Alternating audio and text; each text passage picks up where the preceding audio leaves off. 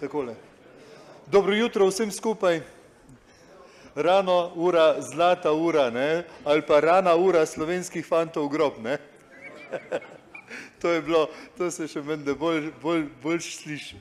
Dobro, jaz vas lepo pozdravljam vse zbrane na tem našem dogodku, ki mu pravimo moški zajtrk. Seveda moški zajtrk bo, ne samo v tem uvodnem delu s kifelčkom, ampak tudi kasneje. Vmes bomo pa poskušali nekaj povedati ali pa enega mladega moža pozdraviti v naši sredi. Sicer ga lahko takoj z enim aplavzom. Franci Petek, evo ga. Takole. Zadeva v zvezi s smučarskimi skoki je več kot aktualna. Zdaj le prejšnji teden bi bilo sicer še bolj, ampak vseeno, prejšnji teden ga verjetno ne bi sem dobili, ne? Ampak rečemo, da je boljše tako, da smo kar tule zbrani zdaj. Evo. Ta del našega srečanja bomo oblikovali na ta način, da bomo najprej imeli en kulturni program, tam sta fanta dva že stojita in bosta nam nekaj na začetku zapela, potem bomo pa pač, bi rekel, poskušali v tem osrednjem delu se malo pogovoriti s Francijem o raznih stvareh iz njegovega življenja, iz njegovih izkušenj, a ne? In seveda po tistem na koncu bomo se pa vsi skupaj preselili tja ven, kjer nas bojo postregli tudi s konkretno hrano, da bomo imeli res zajtrk. Vse smo si ga že zaslužili, recimo nekateri ste prišli oddaleč, ne, da ste morali zgodaj vstati z menoj vred in bomo videli zdaj, kaj bo iz tega ratalo. Sicer pa, tako kot je mene moja mama učila, na začetku naredimo pa takole v imenu Očeta in Sina in Svetega Duha. Amen. Nebeški Oče, hvala ti za današnji dan, hvala ti za to lepo jutro, hvala ti za to izkustvo, ki ga imamo in ki ga bomo osvojili in ki ga bomo drug z drugim podelili. Hvala ti za vse te može, ki so tukaj zbrani, hvala ti za njihove in naše družine. Hvala ti, Gospod, za vse darove, ki jih prijemamo iz tvojih rok. Blagoslovi nas danes in daj, da bomo v tem dnevu veseli in pogumni šli novim izzivom naproti. Slava Očetu in Sinu in Svetemu Duhu. Očeta in Sina in Svetega Duha. Amen. Evo, fantje, duo Double Tail. Tako. Dobro jutro.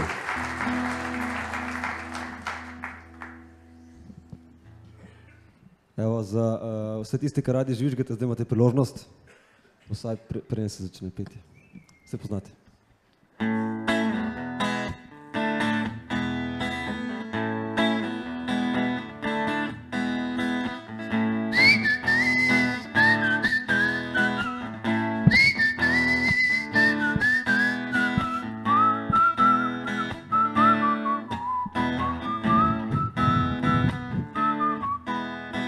Nočne sence se poslavljajo dan, v megli nad vodo strmlin, poslednje sanje se umikajo stran, nazaj v lepši spomin.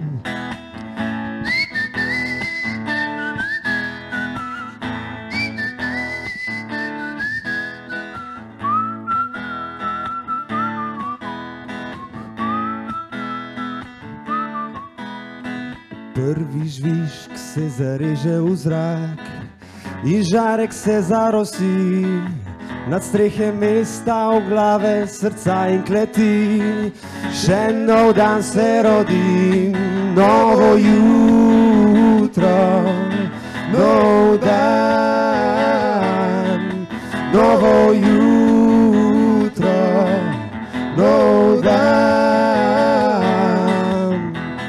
Včasih redko, kdaj se fino ti zdi, da si živ, da te nič ne boli, da je najlepši žarek, ki tebe zbudi, ko si ga odgrneš z oči. To je tvoje jutro, tvoj dan, tvoje jutro, tvoj dan, tvoje jutro.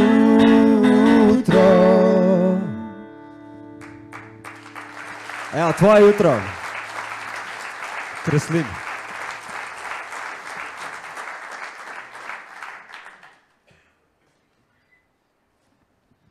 Ja, to pa zdaj, če niste žvižgali, vsaj pojete zraven.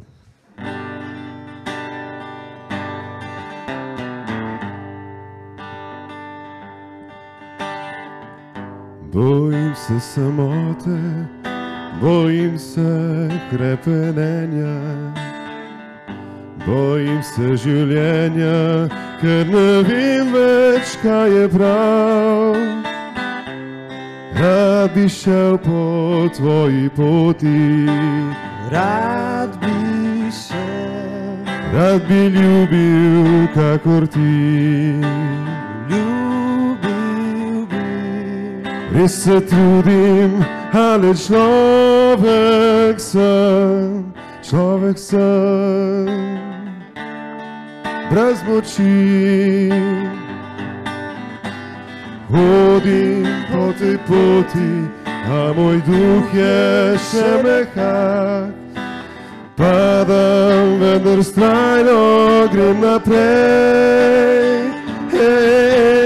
Vem, da bom napravil še na tisoče napak, a daj mi moči za nov korak. Kot čoln brez krmarja, kot bilka brez opore. V nevihti življenja sem svetilnik brez luči. Rad bi šel po tvoji poti, rad bi živel, kakor ti, kakor ti. Res se trudim, ali človek sem, brez moči.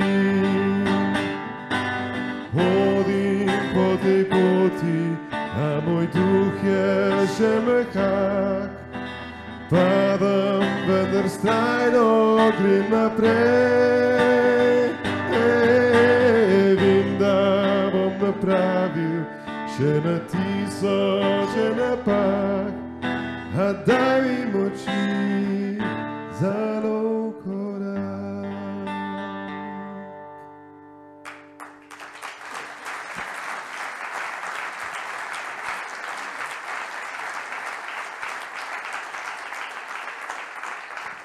Še eno pa prepustiva besede. Zdaj pa lahko ali tleskate, ali karkoli zraven, več nekaj v ritmu. Nekaj za dobro jutro, ajde.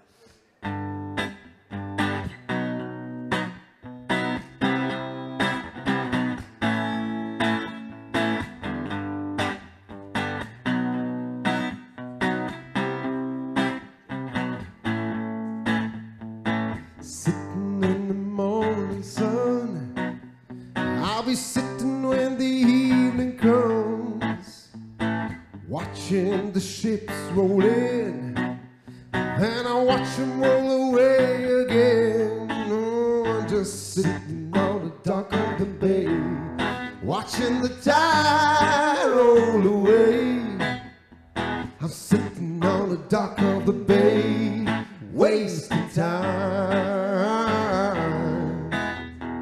I left my home in Georgia, headed for the Frisco Bay, 'cause I've got nothing to live for, and looks like nothing's gonna come my way. So I'm just gonna sit on the dock of the bay, watching the tide roll away. I'm sitting on the dock of the bay, wasting time. Looks like nothing's gonna change, everything still remains the same. I can do what dead people tell me to do, so I guess I remain the same. Sitting here resting my bones, and this loneliness won't leave me alone. For 2,000 miles I roamed, just to make this dock my home. So I'm just sitting on the dock of the bay, watching the tide roll away. I'm sitting on the dock of the bay, wasting time. Zdaj pa še žvižgamo.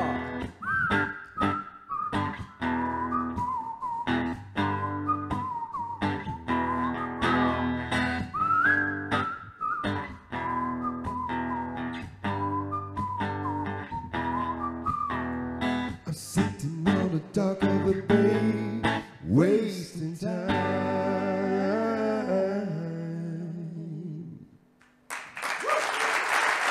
Hvala lepa. Pa ne zapravlja čas.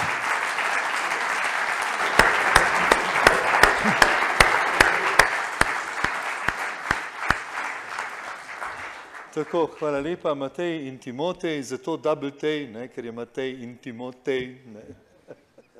Preprosto, če jih boste rabili kam povabiti na kakšno fešto, Sopop je pripravljen priti. Ne. Tako, dobro. Zdaj bomo torej začeli z našim osrednjim programom.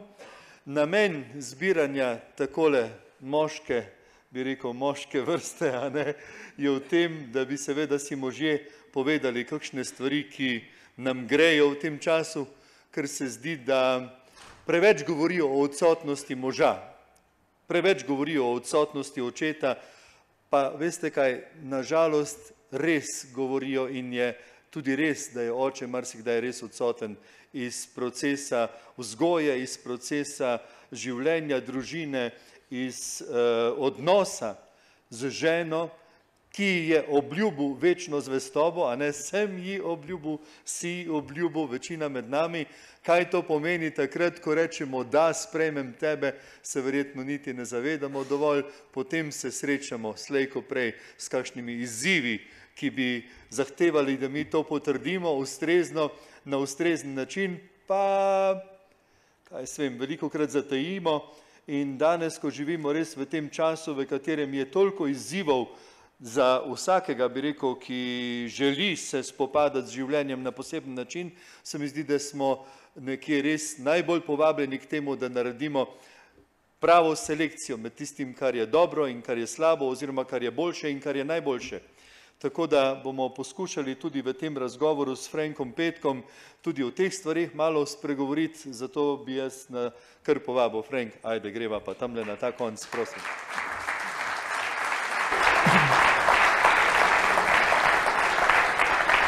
Super, ajde, nam da bo.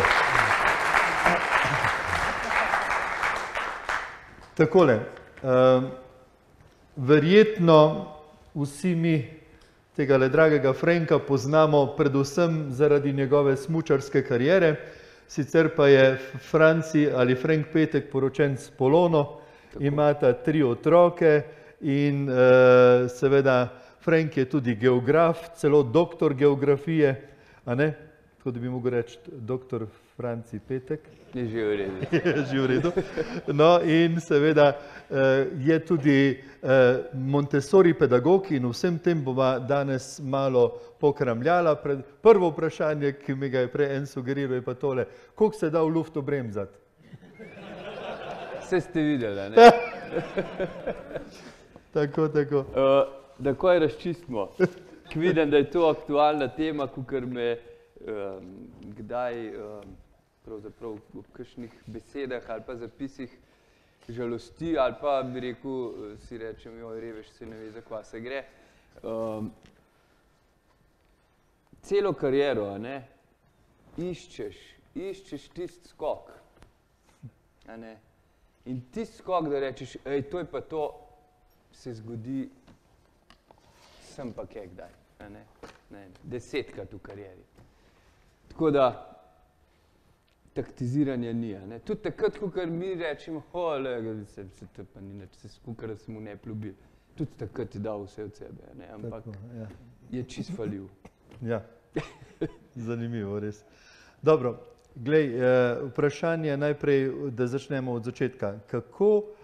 Kakšna je bila tvoja matična družina? Vemo, da si živel brez očeta, z brati, sestri, mama, kaj to pomeni? Še v tem kontekstu malo, kje si se zaljubil, kdo te je navdušil za skoke in podobne reči v mladosti? Joj, kako pa v cajta. Ja. Dobro je. Ja, res je, jaz sem odraščal v družini z 3 sestrami in enim bratom, z mamo in pa moram reči, da tudi z očetom, čeprav se ga jaz ne spomnim. Namreč ponesrečil se je v letalski nesreči, bil je športni pilot in je bila ena prilika, ko so peljali v Vršac en avione in na poti nazaj pač sta s pilotom, s kopilotom pač imela nesrečo in se je ponesrečil. Zakaj rečem, da se mi zdi, kot da sem živel, mislim, kot da je vseeno bil oče ves čas z nami, ker je naša mami, ne vem, kje se je to naučila, ali pa kako dobro je to speljala, ampak mi res nismo imeli občutka, da njega ni. Vam ne vem več povedati, ne?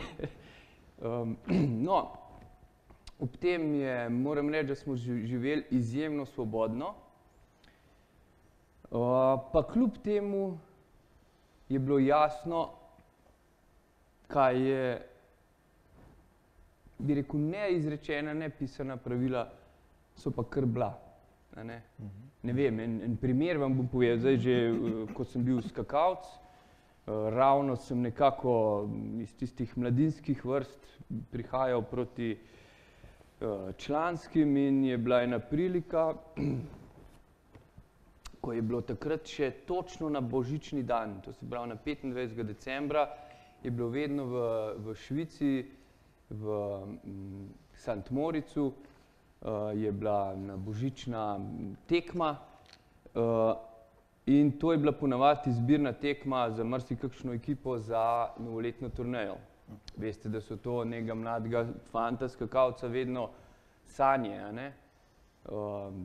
Da tam nastopaš. In mi reče trener, oziroma ti trenerji, ti lej, greš na skakal sem pa tako, da bi pravzaprav skoraj sigurno se uvrstil. Sprav sem kar v redu, v tistem obdobju skakal. Boš šel na tole tekmo, pa po vsej verjetnost, če bo tam vse v redu, greš na novoletno turnejo, ne, prvič v življenju bi šel. Pridem domov, to povem in je ona tako čist mirno mi rekla, ne, veš kaj, za božič smo mi doma. In sem poklical, sem rekel, jaz ne grem, za božič smo mi doma in sem bil doma. Mislim, tako, ne, take drobne, takrat, ko je bilo pač pomembno, je bilo pomembno. Isto šola, jaz se ne spomnim, da bi kdaj bilo govora, da bi kdaj kakšna huda kri, ko kaj ni laufal, ampak jasno, da jaz sem zelo kampanjsko delal že srednjo šolo, kar pomeni, da me tam nekje od konca oktobra pa do konca marca pravzaprav v šoli ni bilo. Sicer jaz sem prihajal v šolo, ampak jasno, da so se stvari nabirale, snovi, a ne, pač za ostale zadeve. Ampak jaz sem potlej prosil v šoli, sem jim čist sistem porušil, ampak dober. Sem prosil v šoli, recimo tam nek sred maja, sem rekel, dajte mi povedati, kaj bomo še tiste prve dni junija jemali, kaj moram še, ker jaz hočem biti 1. junija nič več misliti na šolo, a ne?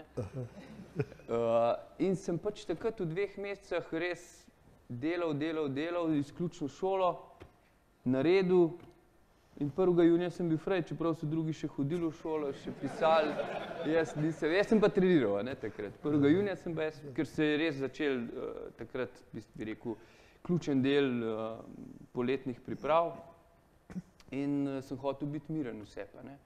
Ampak nikoli nisem jaz od doma dobil besede, a ne, glej, da boš mu v šolo pošlihtano, ne vem, kako je to uspel, pa ne samo jaz, smo vsi tako funkcionirali pri nam doma, ne. Ta mama je bila pa pravi. Ja, ne vem. Dobro je bila. No, kako samo še to, omenil si moje začetki skokov. Jaz itak mislim, da ima vsak od nas, vsak otrok, zdaj skozi Montessori mi je en rek posebej močen, ki je čist kratek in preprost. Otrok gradi človeka, se pravi, premislite, ne bom zdaj razlagal, premislite te 3 besede, ampak vsak človek ima nekje na začetku, ko je še vse odprto, kaj in kako bo, ampak kar pogledajte 3, 4, 5 letnika, 6 letnika, a je zmožen takole iti lepo mirno, se ne more, on nekaj kar takole, nemogoče, da gre drugače, in isto, če mu daš smuče, ali drvi, ko ne vem kaj, čeprav ne ve, a bo obvladal, ali pa išče neko grbinco, pa malo poskakuje. No, in vse isto sem jaz počel, s tem, da me je potem srečal en družinski prijatelj, Franc Legatov, če kdo iz Kašarije, tukaj prisoten, ki je kar en tak znan, tam v njihovem lokalnem znan možakar tam. No, je kar tako, je rekel, dej, jutri prid kele pred verigo, če se kdo spomni Verigo Lesce, mi smo tam čist bliz doma bili, no, mama je še zdaj tam. In sem jaz šel pred verigo ob 2. In ko so šli iz fabrike ven, je eden od teh možakarjev, ki je ven prišel, ne Franc, pa če drug Vinko Bogatajev, je prišel in rekel, ti čakaj, gremo zdaj na Lipce, Lipce so pa tam proti, ki je golf igrišče v Lesceh, No in smo tam pač imeli eno skakalnico in tam sem takrat prvič začel skakati. In kar je pa ključno, no, spet vloga družine oziroma naše mami kot vzgojiteljice naše. Ona ni enkrat vedela, kdaj imam trening, kako bom kaj prišel, a imam opremo, a imam, ne vem, za jesti in tako naprej. Mislim, za sabo pač malco, tako da, in zato sem jih hvaležen, ker je to sem pač res počel, nekaj sem počel, kar sem delal iz sebe. Prav nasproti tega, kar se danes dogaja. Otrokom nosimo vse kriti in s seboj v ruzakih in tako dalje, da ja naj bi bil obremenjen, Ja, zdaj jaz mislim, da našem problem je problem našega dojemanja občutka varnosti, po drugi strani pa sporočilo dajemo otrokom vse glih. Ne zaupam ti, da boš varno šel tja in tja. Pa da boš šel na avtobus, že to je. Res je, manj pogosto recimo vozijo avtobusi na kakšnih linijah, kot so včasih, je bilo lažje. Ampak jaz sem vse opravil z avtobusom, vlakom ali pa s kolesom. Tudi s kolesom sem jaz dal smuče na ramo, torbo sem mu na hrbtu ali pa takole pri kraj, da me je švinglala, in sem šel 10 kilometrov. Ampak nobenemu se ni zdelo to problem. Ja, pa je bil tudi že malo snega, recimo lahko po cesti, ampak to je bilo, ne vem, verjetno pozabimo, samo hočem bolj iz tega vidika govoriti, mislim, drugi časi, ampak hočem iz tega vidika govoriti, da je bila to moja stvar. Naša mami ni skakala, Jaz sem skakal, In na vrh leta je vsak skakalec sam. Ni trener, ni mami, ni ati, ni ne vem kdo. On je sam. In mislim, da skoki so, ne bom jih poveličeval kot edini dober šport, ampak dober primer pa so, kako... Praviš, da so Formula 1 v zimskih športih, nekako tako. Jaz res nočem biti, kako bi rekel, pristranski ali pa vsako početje, vsaka stvar, sploh ko gre neko globino, ko se razvija, ko vidiš, da neki ljudje veliko razmišljajo o tem, študirajo, iščejo poti, ima svojo vrednost. Ampak so skoki res nekaj takega, ki, kaj pa s tem, niso vsem dosegljivi. Marsikje se ustavi že kmalu na poti po prvih poskusih, ko je prisoten strah, nekateri pač to grejo čez, zmorejo. Verjetno je to tisto, da nekako, jaz ne dajem niti tega, bolj bi rekel, populističen je ta izraz Formula 1, ne. Sej, ne, malo divje početje, po drugi strani pa zelo prefinjeno, ne. Jaz sploh ne gledam skoke kot šport, ampak bolj kot neko umetnost, ne. Tule ne gre za bi rekel, atletske zadeve, ampak grejo za stvari, ki so nenaravne, ne. Smučarski skoki je popolnoma nenaravno gibanje, ne. Ljudje se ne rodimo s smučam, da bi drsali po neki podlagi, ljudje ne znamo leteti, ljudje ne čepimo, ne, ampak... Nimamo kril. Ja, nimamo kril, tako da v bistvu je neka umetnost, kako probamo posnemati, iti proti nebu. Razen če piješ Red Bull. Druga stvar je pa, se pravi, omenil si treninge. Treningi recimo vendarle zahtevajo od človeka en napor, eno odrekanje, zahtevajo eno disciplino, zahtevajo pač eno jasno usmeritev, ciljno orientiranost. Kako si s temi stvarmi opravil? Zgleda, da si takšen človek po naravi, ali družina, ali trenerji. Kdo te je teh stvari učil? Ja, kaj s tem, naša mama je zdajle že kar lepo zakorakala v 70-ta, ne, ampak ona je mašina, ne, to se ne ustavi. In to jo drži po konc.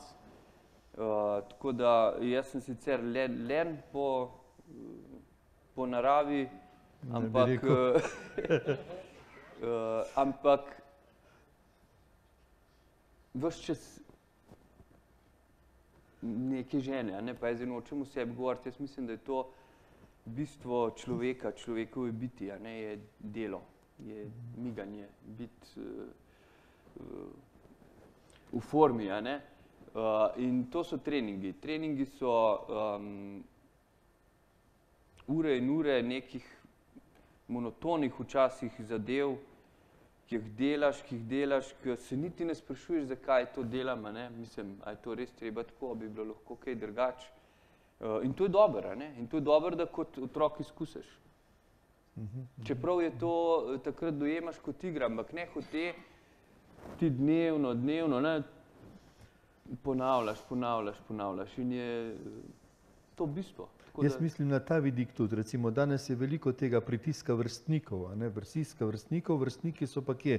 Danes na mobitelih, vrstniki so, kaj jaz vem, nekje v enem takem frajlaufu, bi se reklo, na nek način, brez kakšnih posebnih obveznosti. Ti, ki se predaš pa neki zahtevni, bi rekel, stvari, kot je smučarski skoki, tu so treningi, tu je čas, ki ti ni glih darovan za neko frajlauf, ne. Ta napetost. Frajlauf, vse to si rekel, o tem sem govoril in je,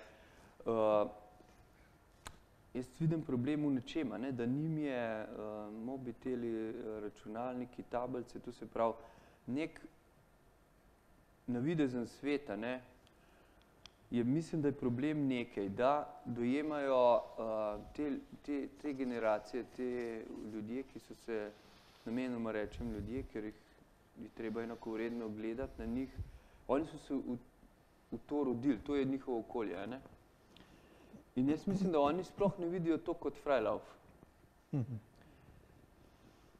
Ampak problem je, da se zelo neenakomerno razvijajo, ne, zaradi tega.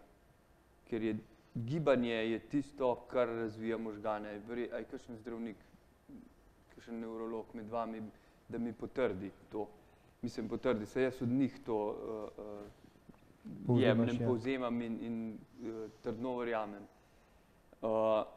Gibanje, ne, to se pravi, naše telo je gibalo razvoja možganov. Možgani so pa naš motor, ne, naš, tako bi rekel, center, ki nas drži, bi rekel, žive oziroma, da smo ljudje taki, kot smo. In je problem to, a ne, da njim, to se pravi, zdajšnjim generacijam se to zdi, da to ni frajlauf, da je to del.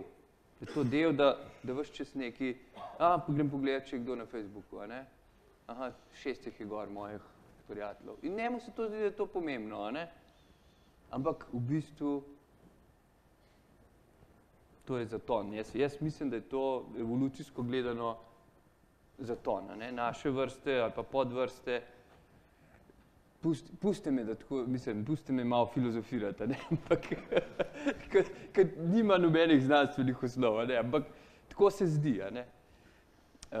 In to je tista odgovornost, ko smo se pa mi nepripravljeni, a ne? Generaciji, ki pa nismo bili v to rojeni, ampak zdaj dojemamo malo s strahom, z neko distanco. Strašne možnosti seveda te zadeve prinašajo. Ampak po drugi strani smo se mi znajdli v enem vakuumu, ne znamo na pravilen način usmerjati in predstaviti, zakaj naj bi se to uporabljali, a ne? In mislim, da bo kle treba, bojo še imeli za nami te generacije kar nalogo, da bojo na pravi način znali otrokom dozirati to in omogočiti. Sem tako, kot se otroci ne zavedajo, da to ni frajlauf, se mi zdi, da se tudi vodstvo, ki bi moralo to spregledati in videti, ne zaveda, da to ni, da je treba nekaj ukrenuti. Zdaj pa grem nazaj na tisto, kar si mi hotel napeljati. Ja, delo, skozi trening, skozi gibanje, karkoli, ni nujno, da date otroke v skoke. Karkoli, a ne, je ključno, a ne, in ti neka taka stvar, šport, red ti da, ne vem, takrat pa takrat, toliko in toliko časa bomo zdaj tole imeli, imamo nek načrt, tole bomo naredili v tem času, damo vse od sebe, a ne. To je nehoteti skozi ure in ure, leta in leta, pač ti pride v tep, greš skozi najstniško odraščanje, greš skozi to fazo zgodnje odraslosti do proti zrelosti, a ne. In takrat, ko se ozreš nazaj, vidiš, da je bilo to, vse te ure so imele en velik namen. Ne glede na to, kaj ti je točno v tvojem področju uspel, do kam si prišel, ampak ta vložek, ta del ti je dal vrednote. Vložek v sebe samega v bistvu, v razvoj in v zavedanje v bistvu, da pravijo, da otroka je treba zaposliti, da mu ne gre neumnost po glavu. Tako je. Pa mogoče samo še eno stvar, skozi to delo ali pa skozi, bom šel na skoke, pa prevedite to na katerokoli področje, ko mi je blizu, ali šport, ali delo, ali karkoli. Veste, še ena velika šola je, skozi to. V bistvu je veliko več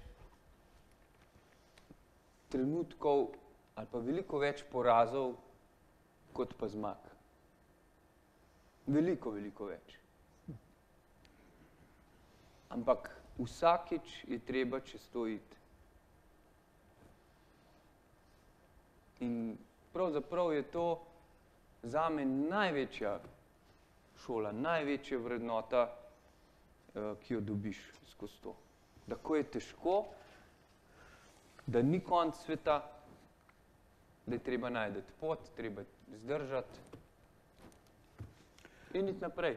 Lampeco, 10. februar 1991. Tam si postal svetovni prvak v smučarski Predaco, a ne Lampeco, Predaco, okej. Ampak nič hudega. Jaz sem prebral Lampeco, dobro je pa Predaco, okej. Dobro? No, ja, pardon. No problem, vse v redu, napaka, moja. Ja, pač tudi to se zgodi, a ne? En skok je ratov. Ja, tako je. To je tisto, kar sem rekel. Iščeš. Jaz sem bil takrat star še ne 20 let. Par mesecev je manjkalo. ne vem, nekaj vas je še starejših, še zrelejših, pa če gledate nazaj skozi svoje življenje, je bilo verjetno v vaših generacijah 20-letnih že popolnoma Samostojen. Bi rekel, samostojen in popolnoma odgovoren človek, ne, pa prevedemo iz vaših 20-ih v današnja 20-ta, nekje vmes sem pa jaz, ne. A je današnji 20-letnik, a mu pustimo biti popolnoma odgovoren ali ne, ne vem, prisodimo, jaz mislim, da žal ne.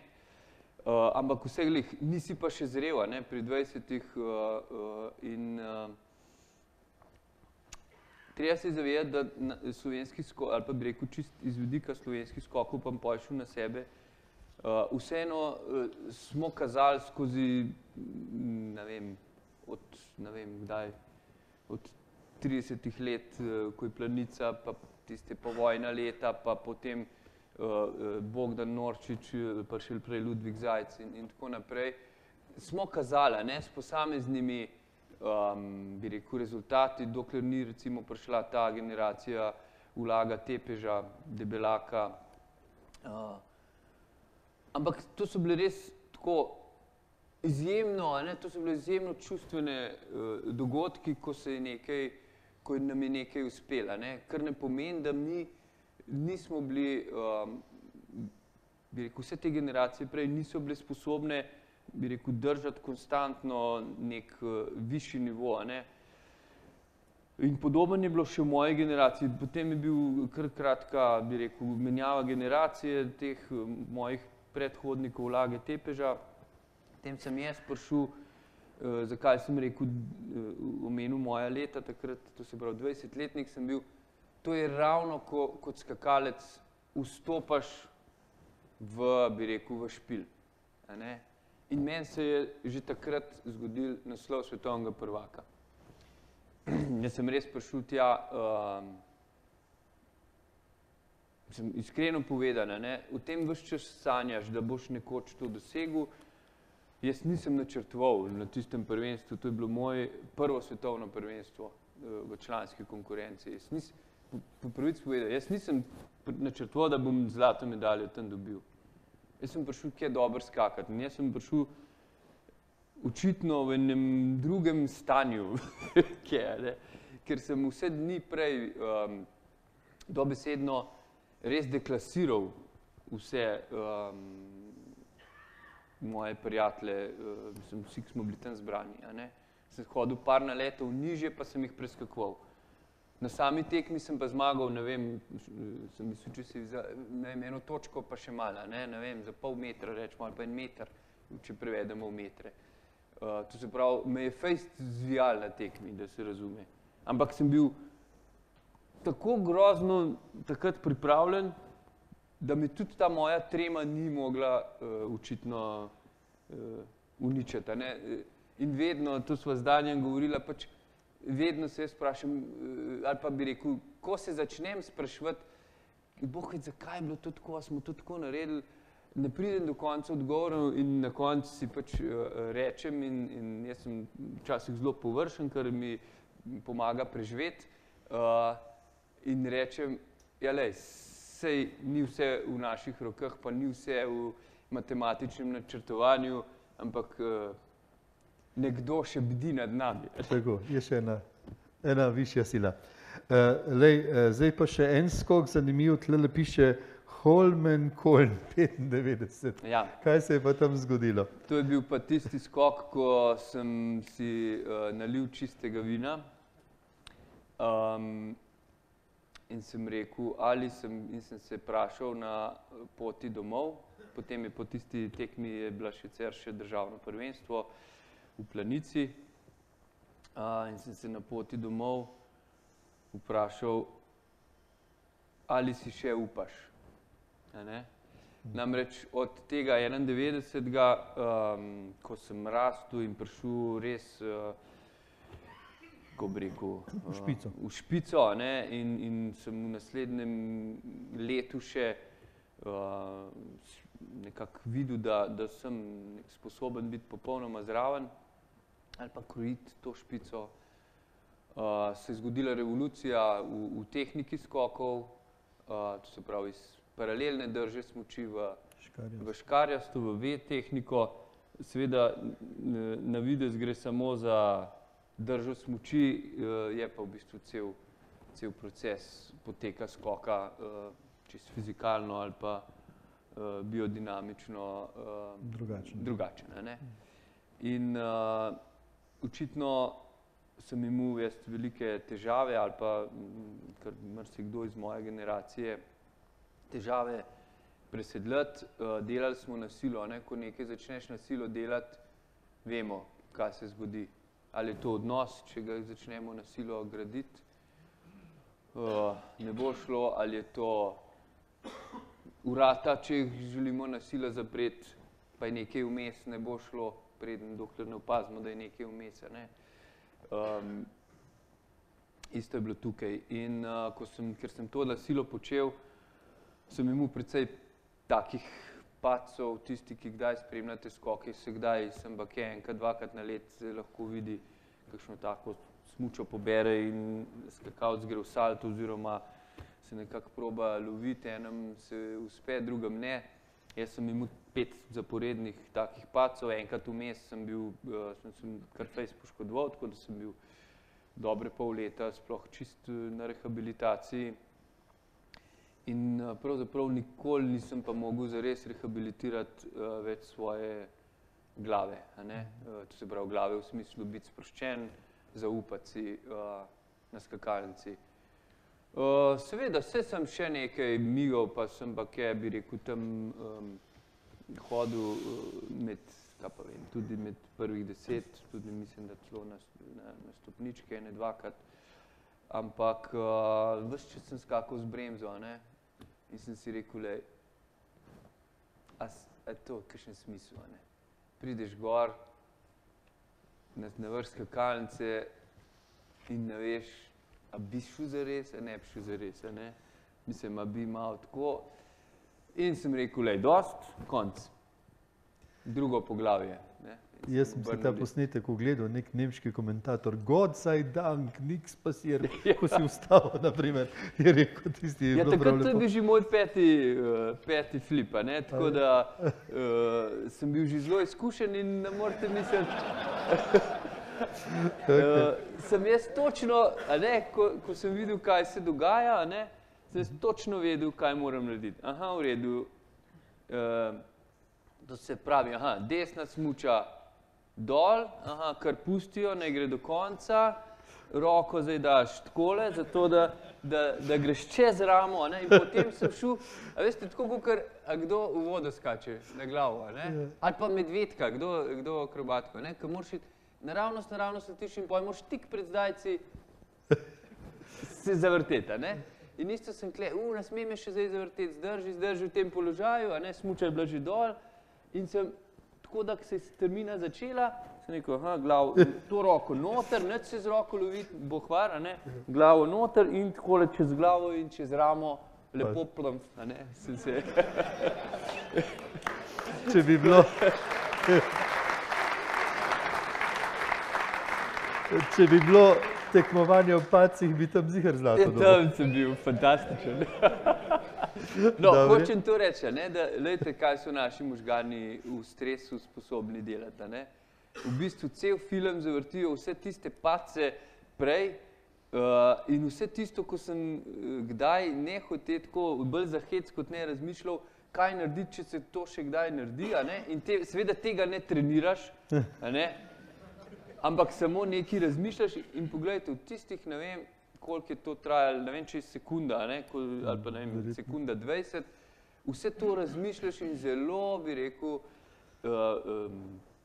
zavedno nekaj počneš, Tako da, pogledajte, kaj smo mi res sposobni, kaj so naši možgani sposobni delati. Torej, jaz bi zdaj prešel počasi na drugo, čeprav eno vprašanje vseeno. Mislim, da vse nas zanima tvoj komentar letošnje Planice, recimo, kaj se, glede na to velik uspeh slovenske ekipne reprezentance in tako naprej, potem vprašanje, evo. Ja, lejte, jaz mislim, da človek obrača, Bog obrne, tako kot sem že prej povedal, izjemno spoštujem naše fante, to so, ne vem, tisti, ki spremlja, pozorno jih poslušaš, to so zares fejst fantje. Jaz težko rečem, da bi koga iz ekipe ali pa izločil ali pa izpostavil, kot da ni, ne paše v to trditev. In še enkrat, v skokih ne moreš taktizirati. Ne moreš, ti, ko si na vrh, tudi takrat, ko sem bil jaz v tem stanju strahu, jaz nisem zavestno skoka, ne vem, zabremzal, jaz sem vsakič hotel najboljši, ampak mene podzavest bremzala, In vsakič, ko greš na vrh naleta, greš ti narediti najboljši skok, kar ga tisti moment zmoreš. In stvar se je pač obrnila tako, kot se je. Iztekla tako, kot se je. Tako da jaz o rezultatih jaz sploh ne bi komentiral. Mislim, da ni treba, da to je samo eno globoko spoštovanje. Kaj jim uspe, kaj so sposobni narediti. Bi pa posebej še poudaril, ali pa posebej čestital za njihovo držo. In meni je hudo, ko sploh nisem vedel, ampak mi je včeraj en prijatelj, ker ne berem, želim se ograditi od medijev čim bolj ali pa biti čim manj obremenjen z nekimi, ker danes očitno lahko piše vse, Svoboda govora, mislim, da se zelo napačno razume, ampak včeraj sem videl en zapis na Jurija Tepeža, na temo Jurija Tepeža, ki ga mirno označam za sovražni govor. Sovražni govor pa ni več svoboda govora. Saj za mene ne. In da lahko nekdo, ki jaz seveda tega imena nisem v skokih,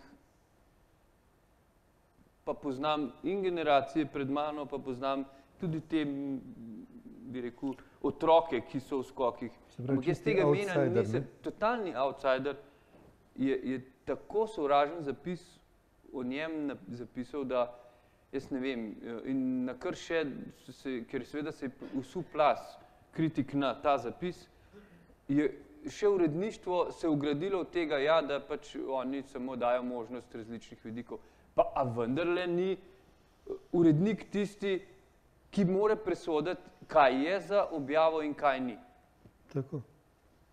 Lepo vas prosim, jaz, ko sem v geografiji, sem pisal znanstvene članke, a veste, kolikrat sem jaz poslal uredniku članek, preden je po 5 letih pa bil primeren za objavo, pa je šlo morebiti samo za bi rekel, par tez, ali pa kakšno tezo za dodelati. Tukaj pa pač, mislim, ne žalosti. Zdaj pa komentar, glejte, ena fantastična zgodba, ekipa, ki diha, ki bojo jasni, da tudi skozi to Peter bo mogel to šanso premleti, tudi ta odnos do Jurija, to se pravi, namiguje se za to, da bi zdaj mogel biti Peter jezen, bi mogel zameriti Juriju, Glejte, seveda, verjetno, da čustva so taka in drugačna v njih, ampak veličina je to, da znajo soočiti se z njo na dostojen, dostojanstven način. Tako, bravo, bravo. In se znajo. Bravo, fantje, res ja. Ja, Prešeren je rekel, le čevlje sodi naj kopitar, in to drži tudi na tem področju. Tle bom nekaj prebral, ker mi je bilo zelo všeč. V letih direktorske funkcije nordijskih disciplin v Smučarski zvezi Slovenije je Franci Petek sodelavci pripravi program za ozaveščanje pomembnosti celostnega razvoja mlajših športnikov skakalcev. Ukvarjali ste se z vprašanjem, kako kar najbolje pripraviti mladega športnika, da bo vse skozi uspešen, stabilen in zadovoljen s tem, kar počne. Ja, res je. Izjemno sem hvaležen, da sem dobil priliko na to mesto iti. Čeprav o tem nisem nikoli razmišljal, to je prišlo, jaz sem imel kariero raziskovalca, 10 let na Geografskem inštitutu. Lepo je to potekalo vse in je prišlo nepričakovano pobuda, ponudba, če bi želel prevzeti to mesto športnega direktorja. In pravzaprav, po pravici povedan, no, vse tak sem jaz, ne. Nisem razmišljal 5 minut, sledil sem srcu in ko sem to prevzel, je bilo to, ne vem, kdo pa je to zapisal? Nekje. Nekje. No, kakorkoli, točno to je bila glavna naloga. Jaz nisem videl svoje naloge izključno v tem, da bi skrbel za, to se pravi, za tisti segment skokov, kjer mi gledamo po televiziji, to se pravi za našo najboljšo ekipo, a ne? Ali pa posredno, no, tudi, ampak to sem prepustil, bi rekel, tistim, ki z njimi živijo in jih vodijo, to se pravi glavnemu trenerju in njegovi ožji ekipi. Mene je pa zanimalo predvsem to, kako zgraditi celo piramido, kako vzpostaviti nek sistem. Kaj me je pa begal? Begal me je pa vsa ta zgodovina, ki sem se jo že dotaknil. Je pa kako to, kaj so Avstrijci, Norvežani, Nemci in še kdo boljši od nas? Zakaj so oni, zakaj imajo oni neke posamezne skakalce ali pa generacije, ki stabilno krojijo vrh? Kaj smo mi manj vredni? To je mene strašansko begal. Imamo tradicijo, imamo veliko srce za skoke. A je res? Poglejte, vsi nori smo na skoke v Sloveniji, a ne? Imamo skakalnice, imamo naravne pogoje, imamo v genih smučanje, a ne? Prvi zapisi v Srednji Evropi, zakaj je človek smučo uporabljal in da jih je znal uporabljati oziroma si jih je izdelal zato, da je preživel, a ne? Se pravi, imamo to vse, ampak ves čas se je dogajalo, kot sem rekel. Ena špica se je pokazala, pa bam, v podn in to se je pobiralo potle iz tega podna leta in leta in med sabo smo se obtoževali pa en čez drugega, kako bi mogli, pa kva bi mogli in tako naprej. Pač to me je strašansko begal. In sem si zadal za cilj, da raziščem, v čem je trik. In sem šel, lotil sem se seveda na tak analitičar, drugi so pač rekli, da zgubljam čas. Jaz sem se lotil tako, da sem šel študirati najprej, kako imajo sistem postavljen v Avstriji. Avstrija nam je tudi kulturno najbližje, geografsko, kako imajo v Nemčiji, kako na Norveškem. Pač te 3 dežele sem si vzel. Norveško sem že malo izločil, čeprav so mi izjemno blizu, njihov tip so mi izjemno blizu oni, ampak so geografsko, mislim, njihova dežela je geografsko totalno drugačna kot nas in morajo biti drugače organizirani. Dolga je, oni vsi skupaj pridejo, to morajo se fejst meniti, da pridejo, vsi na isti plac, v istem cajtu. No in potem, ko sem to naštudiral, v redu, sem videl, da kakšne hude razlike ni, v pomembnih detaljih pa že. Potem sem pa šel še neke osebnosti, ki so, se pravi skakalci, ki so, ne vem, 10 let, en Ahon, en Schlierencauer, jaz sem šel en Amann, jaz sem šel njih študirati, kaj so pa oni kot človek, in prišel sem do zaključka, da so oni velik človek, ki ima empatijo. To je bila pomembna stvar. Se pravi, da imajo neke vrednote, ki zna čestitati, iskreno čestitati in se veseliti uspeha drugega, čeprav je on vajen biti v špici, ki so delovni, ki so preprosti. To. In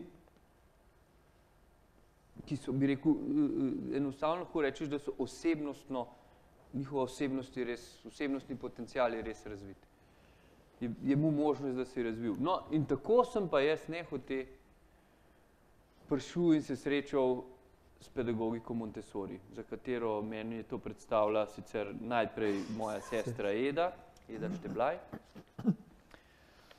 Najprej čisto bežno, ampak jaz nisem trzal, ker seveda nisem razumel, za kaj se gre. Potem sem pa jaz imel potrebo, ki me je začel zanimati in sem jo začel Edo malo bolj Kaj si rekla? cukati. Ja, ti koga že te rekla, kva se živi grete?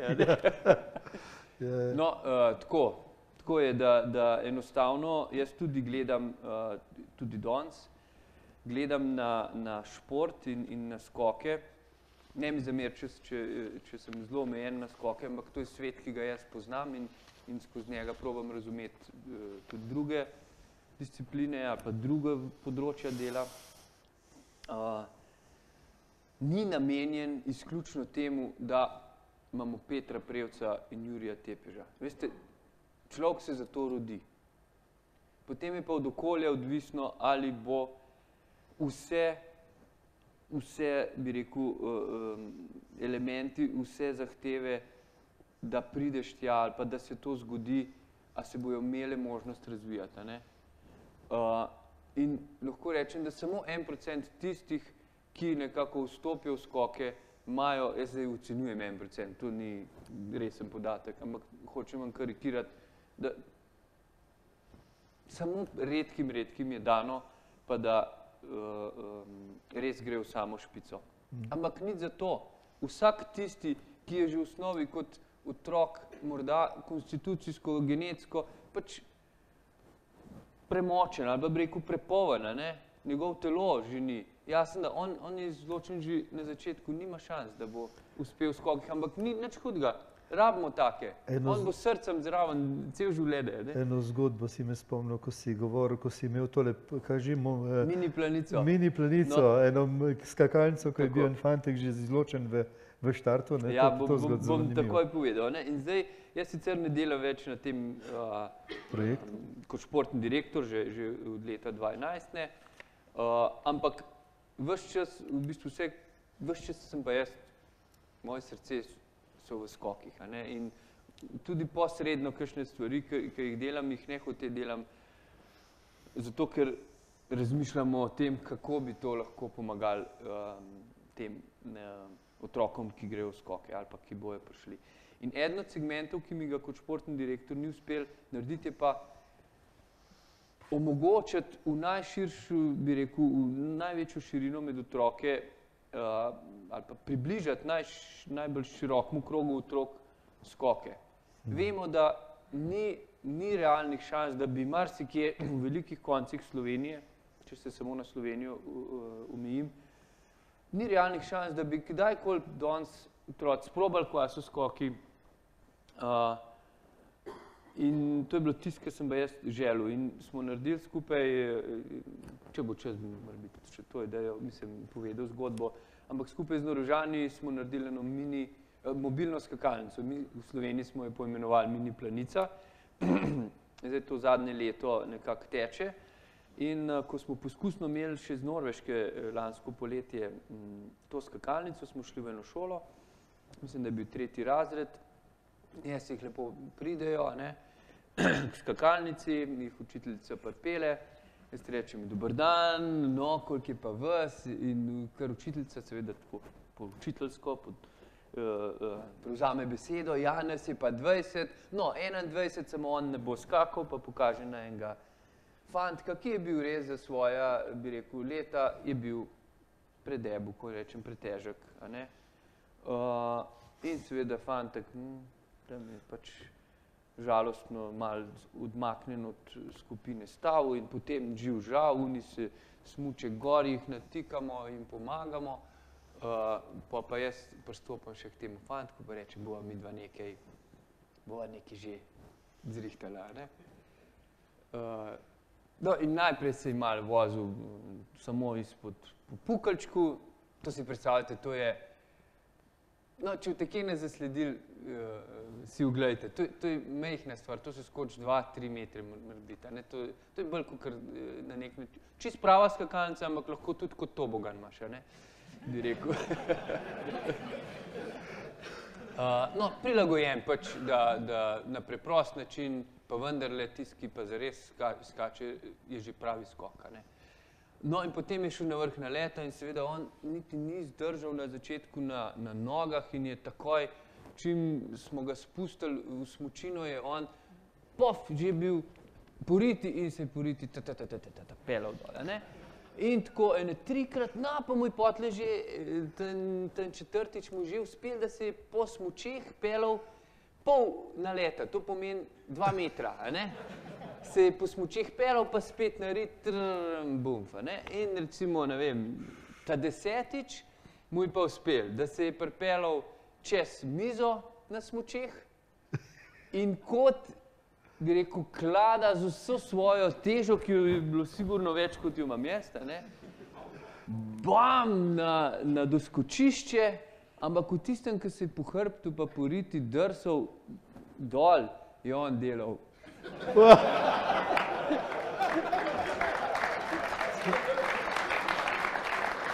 Mislim,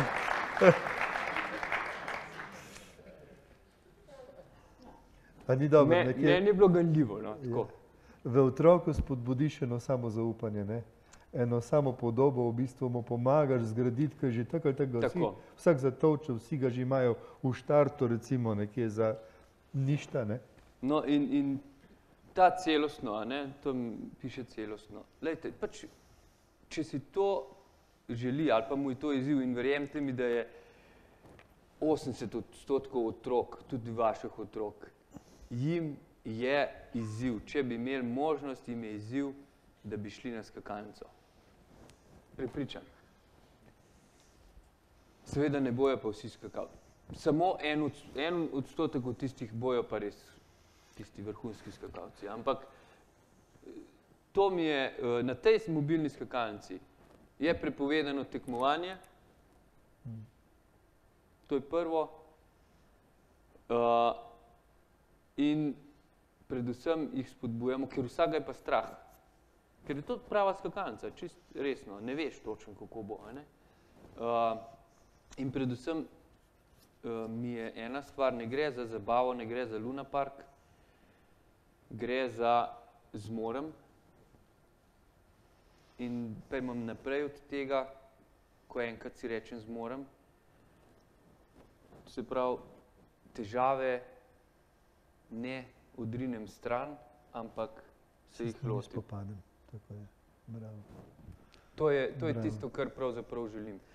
In zdaj smo že v tem drugem krogu Montessori, a ne? Marija Montessori je bila žena, ki je bila učiteljica, zdravnica, filozofinja in ona je živela tam v Italiji konec 19. pa prva polovica 20. stoletja. Pač delala je na tem, da bi torej razvila metodo poučevanja otrok od rojstva do najstništva oziroma mladostništva, ki temelji na opazovanju otrok. Se uveljavlja torej povsod po svetu, že geslo, glavno pa je, pomagaj mi, da naredim sam. A ne? To je zanimivo. Že tisto, kar si prej rekel, recimo otrok dela človeka, a ne? Pomagaj otroku, da iz sebe naredi človeka. Kako to delate? Namreč Franci je direktor Gorenjske hiše otrok, to je zasebnega vrtca Montessori v Radovljici, ki je začel delovati pred parimi leti. Kako ste začeli in kako to pri vas funkcionira? No, tako kot sem omenil, res je najprej o Mariji Montessori. Jaz mislim, da je bil to eden od genijev naše zgodovine. Morate vedeti, da je ona v tistem času, vsi ste slišali, kdaj je živela, je ona preko opazovanj otrok je zapisala, kako delujejo možgani. Njene trditve, njene zaključke danes potrjujejo sodobnimi možnostmi in metodami nevrologi.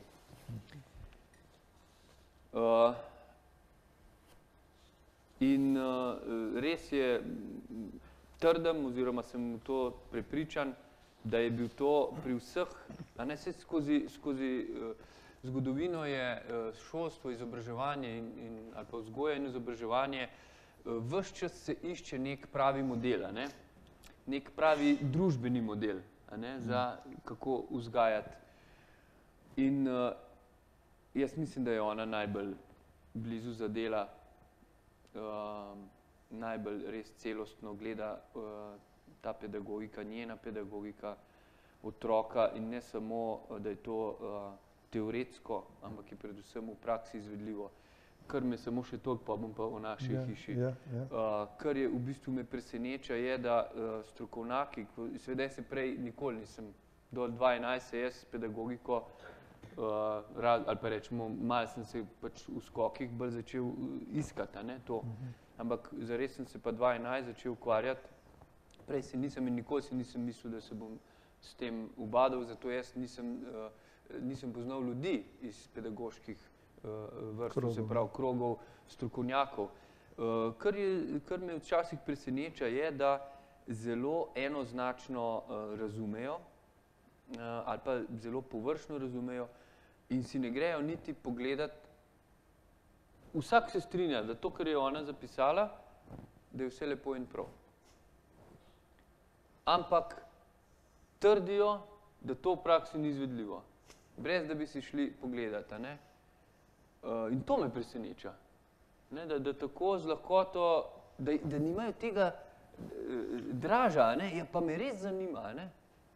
In je možno, ne? Ni samo na papirju ta stvar. Se pravi, ti lahko na podlagi nekih dejstev presodiš, ali stvar deluje ali ne deluje, a ne? In finta pa je, da je v bistvu ona zapisala vse te stvari iz prakse. In zato te stvari držijo, ne? Je pa očitno imela res, kot sem rekel, bila je genij in je bila res rojena za to in imela je ta občutek in je razumela na prav način človeka in vse faze človekovega razvoja. No, takrat 2011 sem jaz zapustil Smučarsko zvezo, smo se razšli in nastal je nek vakuum, ne? Ali grem nazaj na inštitut, imel sem to možnost, to se pravi v geografijo, v raziskovalno dejavnost nadaljujem, ali grem novim izzivom naproti. In spet, jaz sem pač tak, da pač skočam in plavam. Čeprav sem zelo slab plaval, če bi kdo na morju srečal, boste videli, da jaz v glavnem samo skačem s pomola, pa hitro nazaj. Sam še to moram povedati. Smo bili na Visu, pač na morju, se ni važno. In smo stanovali v enem mirnem zalivu, takmu, ki niti nisem mogel z avto dol pridati, se pravi, smo peš vse znosili, hiško smo imeli tako, a ne, bil je zaliv, a ne, takole zaliv, tle dno zaliva je bila lepa peščena plaža, mi smo imeli pa ene 200 metrov ob zalivu proti ven, a ne, proti odprtem morju, ampak je tak bil ozek, kakor en fjord, a ne, tisti zaliv bil. Smo imeli hiško in seveda otroci so bili takrat še majhni. In so bili taki, bi rekel, polplavalci so bili, že brez rokavčkov. In gremo mi iz te, in seveda smo se kopati hodili na to peščeno plažo, ker tam so bili pa skale, sicer fajn za skakati je bilo, ampak za njih je bilo pa tam, da smo se žogali pa tako. Vse veste, kaj se počne na morju, a ne. No, v glavnem pa je bila pa ideja, gremo mi plavati do hiške, a ne, 200 metrov, čist nič več, a ne. In začnemo plavati. In potem tam na sred se začneta tele dve mule moje, oziroma ena je bila hčerka, ena je bila pa od prijatelja, isto stare, približno isto plavalke. Malo sta bile zmatrane, ampak nič tako, da so se bolj ne igrale okrog mene. Jaz pa resno plaval, ne. In se začneta po meni obešati. Da kar jaz začnem toniti, da ne se toniti, noter, ne. Jaz sem bil že čist fertik. Sem rekel, polona, začnete, predej tele dve strani. Te dve ste pa mislili, da se jaz hecam, ne? Ta male dve. V glavnem kome smo prišli do kje. No, kje sem vstal? Zgodba Radovljica. Radovljica. Šel sem v pedagogiko, šel sem tisto poletje, potem sem se odločil, skočil v vodo, v Ameriko študirati Montessori pedagogiko. Vzporedno sem začel delati v Montessori vrtcu v Preski, kjer je bila Eda, sestra moja, ravnateljica. In sem bil 2 leti, smo bili v Preski, na kar sva z Edo izprejela nov izziv in sva svoj lasten. To je bil župnijski vrtec, Breske, oziroma je še. Sva sprejela nov izziv in sva pač šla čist na svojo pot. To pomeni, bi rekel, kar precej je bilo treba v okolje, kjer Montessorija sploh niso poznali. In 2013 smo začeli, ja. 2013 en let je bil kar vakuum, tako je bilo kar priprav in predavanj nekaj, da so ljudje sploh vedeli, zakaj se gre.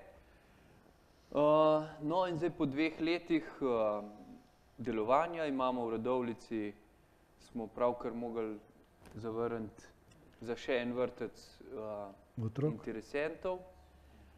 V vrtcu imamo 2 skupini, to je približno 40 otrok. In pa, to se pravi, v jeseni smo pa na Vrhniki še 2 oddelka odprli, tako da imamo zdaj na 2 lokacijah. In seveda, kar je pomembno in kar veseli, naš vrtec lahko, in seveda je z vsemi Montessori vrtci, ki so zasebne narave, smo, bi rekel, nekako podvrženi temu, da sami moramo poskrbeti od A do Ž, da preživimo v poslovnem smislu, a ne? Ampak seveda je pa to izključno na kakovosti našega dela in na kakovosti programa, ki ga imamo. In zato je navdušujoče to, da k nam prihajajo družine, ki si tega želijo. Ne družine, ki iščejo varstvo, ali pa rečemo, da kakšen zaluta. Tako, posamezna družina, da se zmoti, pa zato pride. Pa so pripravljeni več plačati, kot bi nekje drugje lahko, v javnem vrtcu. In je bistvo to, da ne delamo zgolj z otroci, ampak v bistvu s celo družino. Delamo zelo individualno, čeprav živimo v skupini. Naredili smo okolje, ki je zelo spominja na življenje doma in tako tudi je to temelji na tem, ali pa to je ena od značilnosti Montessori okolja, da poskušaš ustvariti neko domače okolje. Zato je majhnost vrtca je ena od prednosti, ker če bi šli na kvantiteto, ne moreš tega doseči. Jaz zdaj vsega starša poznam, vsega otroka. Če bi bila kvantiteta, bi bil zame samo, vem, iz spiska vem, da ste pri nas, ne moreš pa osebnega stika gojiti in vzpostaviti. Tako da, zdaj smo pa tkle. Ko smo bila z Vilmo zadnjič v Radovljici, nama je Franci pokazal tiste prostore, zanimivo to, imajo otroci kuhinjo, pa umivalnik, pa vse tiste svoje, bi rekel, pa beštek, pa vse sami delajo, jih učite, da sami delajo, že male, malco pripravljajo, pospravljajo za seboj in tako naprej.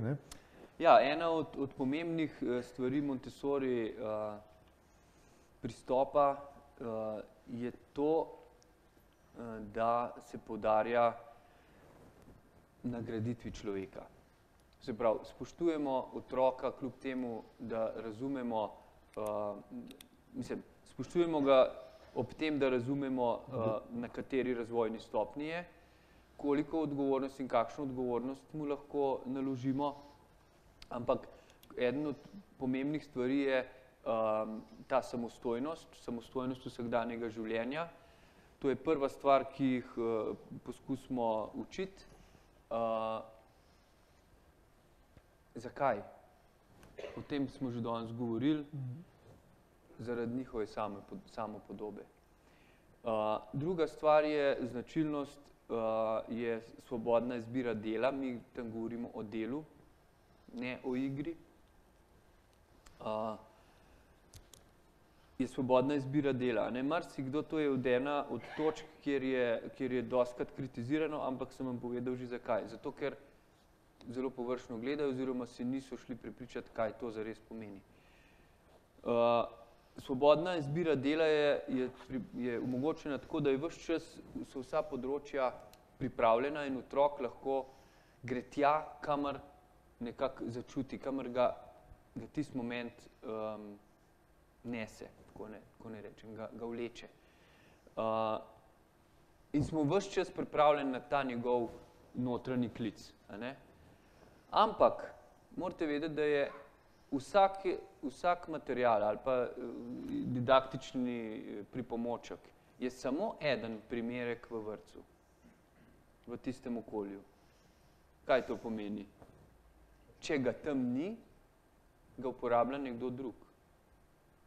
Počakaš, izberi si nekaj drugega ta čas, počakaš, ko bo spet tam, boš lahko prišel do njega. Se pravi, ne cufajo se otroci za eno stvar, ne? To je zelo dobra, bi rekel, zelo dobra šola. Ne? In tudi ta, ki ga uporablja, se nauči, da ga mora dati nazaj. Pripravljen ga za naslednjega otroka. To se pravi, ne kar nekaj, zmeden, ne daš nazaj, ampak lepo, pošlihtan vse. Se pravi, to je ena od stvari, zdaj pa na svobodo. Kaj pa je svoboda? Ne? Mi želimo, to je Montessori pedagogika je vzgoja za mir. Ona je bila 3-krat nominirana za Nobelovo nagrado za mir, Marija Montessori, pa jo verjetno ni dobila samo zato, ker je bila ravno živela v času fašizma v Italiji. In je bila zaradi tega malo vis-a-vis drugih sporna. Ampak, kaj je svoboda? In tega želimo ne z besedami učiti otroke v naših vrtcih, ampak z vzgledom in dejanji in okoljem, ki sili v to. Svoboda je svoboden, vsak od nas je svoboden, ampak samo toliko časa, dokler ne ruši svobode drugega. Tako. Bravo. In to je eno od glavnih sporočil. Eno zanimivo, namreč v tistem vašem vrtcu je bila tam zadaj ena soba, ki se je reklo duhovna soba, tako nekako sem jaz razumel, soba za mir, v kateri sobi, v tisti sobi se otroci umirijo in tam izvajate z njimi tudi kateheze. Kakšne kateheze, kaj imajo namen in cilj, mogoče vsebinsko in podobno? Marija Montessori je opredelila neločljivo celoto človeka, ki je sestavljen iz 3 delov. Neločljivo so povezane. Telo, čustva in duh. In je ta skozi pristop se ves čas vzgaja tudi duha. Ona je potem zanimivo, no? Ta zgodba je zanimiva. Ona v Indiji, ona je bila begunka, izgnanka v Indiji med 2. svetovno vojno, sporekla se je z Mussolinijem in papežem. Seveda je ona bila nevarna takmu avtoritativnemu režimu, seveda, čeprav na začetku so jo zelo hoteli izkoristiti, ampak ona je imela skozi jasno sliko, je bila begunka v Indiji in je tam spoznala hinduizem in budizem. In tudi islam. In ko je srečala pa še te druge, ona seveda je sicer bila zelo aktivna ženska, ampak seveda se je težje potovala včasih. Takrat je imela to možnost in se je srečala s temi verami in dobila potrditev, kako je, da vsak človek, ki se rodi, je sestavljen iz teh 3 komponent. In je ta duhovnost, ne glede na to, s pomočjo katere vere, katere dogme se gradi, je nujna. In takrat je ona v Indiji, v pretežno hinduistskem ali pa večinsko hinduističnem okolju, delno budističnem in delno muslimanskem okolju, je napisala katehezo dobrega pastirja. To se pravi katoliško vzgojo za otroke na Montessori način. In mi enkrat na teden pride gospa Mira, upokojena Montessori pedagoginja, v naš vrtec in vodi za tiste otroke, katerih starši to želijo, posebej, težko rečem verouk, ampak jih uči, bi rekel, to, kar vidijo v cerkvi, recimo od tega, kaj je oltar, kateri so, ne vem, sestavni deli oltarja, kaj je duhovnik, kakšna je obleka duhovnika, zgodbe iz Svetega pisma na njihov način. Ona ima zelo rada, recimo, to mi je zanimivo, kako jih potegne otroke, ona prinese neke tele izraelske pesmi, to se pravi judovske pesmi, in spusti tisto glasbo in potem nekaj plešejo in tako bi rekel, na zelo preprost način, zdaj Montessori, ne vem, eni vem, da poznate, kako poteka Montessori delo, ampak na enak način, to se pravi, spet se jim postavi tam okolje, da sami v bistvu raziskujejo, učijo, spoznavajo take preproste stvari, da jih potem, če jih prakticirajo za družino, da jih razumejo. Bravo.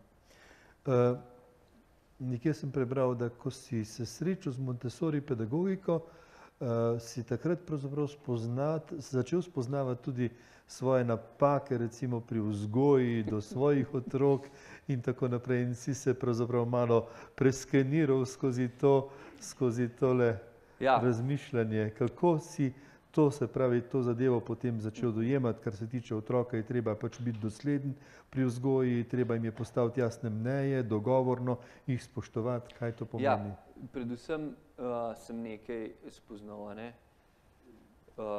da nisem spoštoval mojih otrok v zadostni meri njihove osebnosti, da so to, kar so. Da niso nujno, ne funkcionirajo nujno na isti način, kot funkcioniram jaz.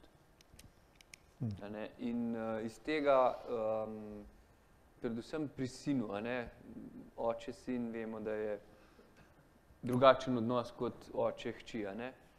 Predvsem pri sinu mislim, da sem mu zbil samozavest prevečkrat ali pa zbijal samozavest prevečkrat, ker sem mislil, da more on funkcionirati na isti način, kot funkcioniram jaz. Jaz sem hiter tip, Jaz ne morem poležavati, jaz ne morem, kakšen bi me lahko imel legati, se ne zna umiriti, taj nervozen človek, Lahko, čist nimam kaj skrivati. Tako je. On je pa easy go. Easy go, On pa rab ležati, zdaj bi se on klele raztegnil, pa bi 5 minut ležal, jaz sploh ne vem, kako lahko 5 minut kar tako leži, Ampak, jaz sem skozi pedagogiko, skozi študij, mi je jasno, on je totalno drugačen tip, on ima totalno drugačen učni stil, on rabi teh 5 minut. To ni waste of time,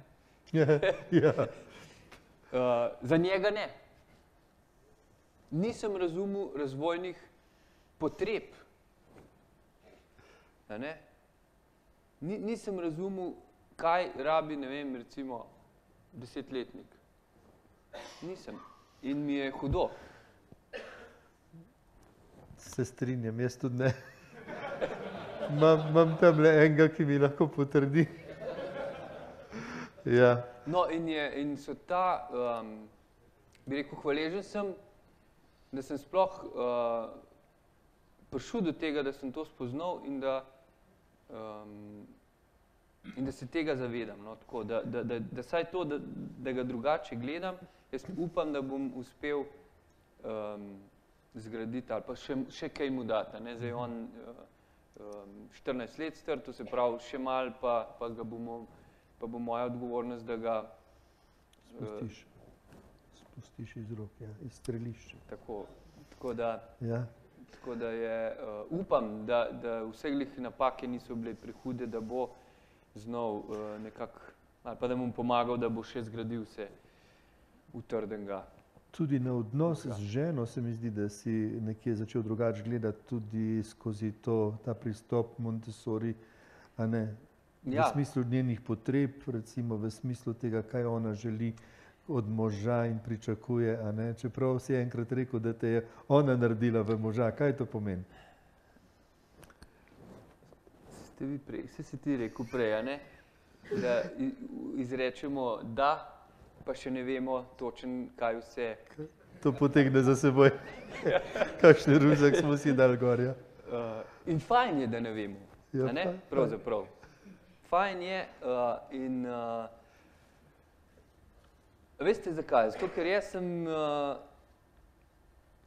sem bil navajen 2 dni doma, 5 dni od doma, a ne?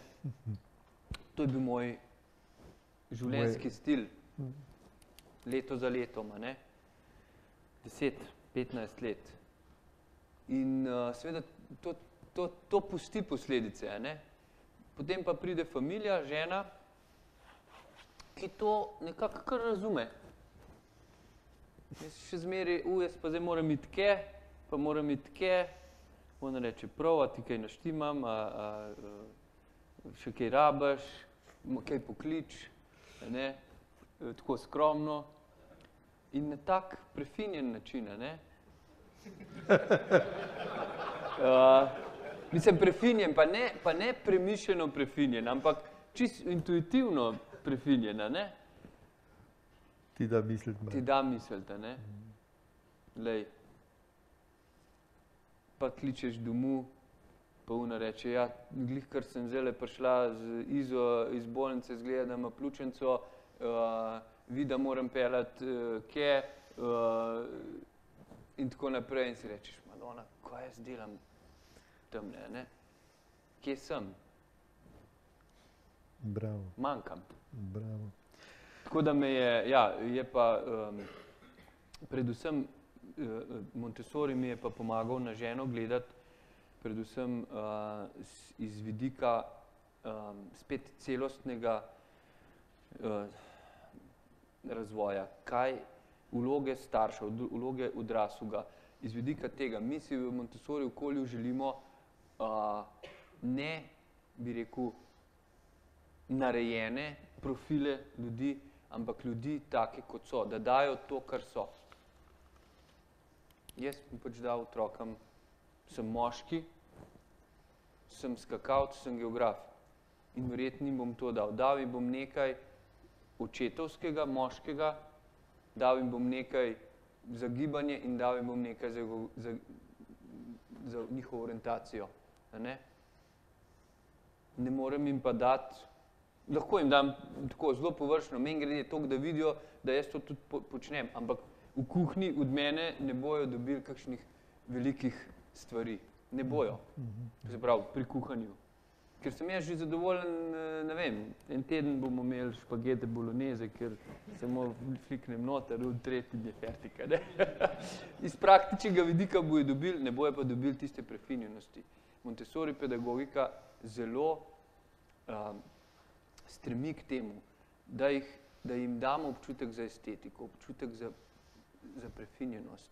Že čisto tako, bi rekel, samo po sebi, ker to vodi v estetiko in v prefinjenost v odnosih, v dojemanju okolja, kjer živimo. In to je pomembno. Prej sem omenil in sem bil hud na tistega reveža, ki je Jurija Tepeža zapisal. Ta človek na njegovo žalost ni bil deležen tega.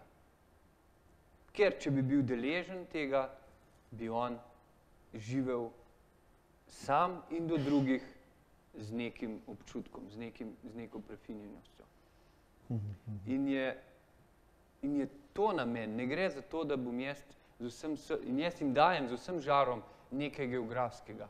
Jih učim, kaj je to zemljevid, kako lahko mi prenesemo nekaj na zemljevid in zrolamo in nesemo sabo in vedno pogledamo tisti prostor in si ga predstavljamo, delamo ta odnos abstraktno. Jaz jim to lahko z vsem žarom dam. Pa ne gre za to, da bi zdaj vsi imeli radi geografijo in vse države poznali in vse glavna mesta. Ne gre za to, gre za odnos do okolja, gre za orientiranost. Še nekaj, se pravi, tukaj smo zbrani možje, očetje, fantje nekateri. No, pardon, Ja, odnos do žene. Predvsem sem se začel resno, ali pa vsaj zdaj mislim, da resno, pa da sem prej neresno vse skupaj jemal, začel sem dojemati mojo vlogo v naši družini. Bolj kot so zdaj otroci v najstništvo, prihajajo, eden bo počas že gre v zrelo najstništvo, ne? To je obdobje, ko je oče temelj, bi rekel. Kle smo mi temelj vrednot. In včasih je to kar malo strašljivo. Saj zame. se je, ja, se je. In v Ko tem, vidim, ko morda zaslutim, da ne dajem nisi kos vsem. tako. Ja. Da so izzivi preveliki, da v bistvu smo nemočni, marsikdaj, ja, Ja. tako.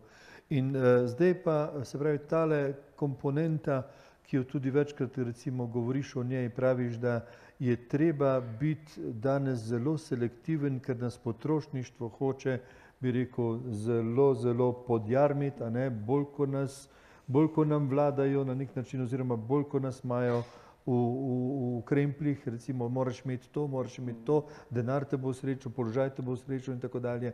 Bolj moramo biti mi možje zreli za to, da delamo zdravo selekcijo. Kako se to lahko naredi? A veste kako? Da ga dobiš v kaselc, jaz to tedensko naredim z otroci. Ko dobiš v kaselc cel pok reklam,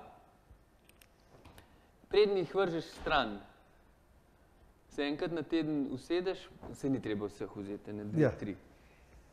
Se usedeš z otroci, takole, ali to južna, ali to večerja, pa še tisti trenutek, ko smo vsi skupaj in se zabavaš ob tem, kva ti vse ponujajo, a ne? In rečeš, lej, koga nas hoče prepričati, da mi to rabimo. Pa mi to že vse imamo, pa sploh ne rabimo, vrš stran. Jaz se tako hecam z njimi. Ja. Zdaj pa malo bolj... Na njihovem nivoju pač, ne? Na njihovem nivoju. Pač sej...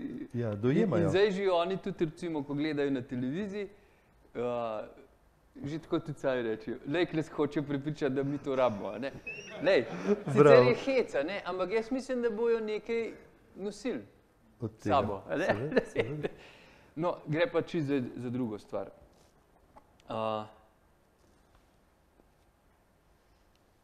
Internet. A si predstavljate, oziroma probajmo si predstavljati, ali pa zamisliti, saj to vsi veste, koliko informacij in kako ponovljivo je, kako v zelo kratkem času ti to lahko ponavljaš, nam omogoča internet. Noro, ne? Ali pa bi rekel, možnost uporabe pametnega telefona in spleta in spletnih aplikacij in tako naprej. Noro veliko število podatkov. Neskončno. Jaz imam, kje imam telefon, tamle nek, ne vem, v zadnjo sem sploh slučajno najdel, ker sploh ne znam do vseh stvari prideti, sem najdel, koliko telefonskih številk imam jaz v mojem telefonu.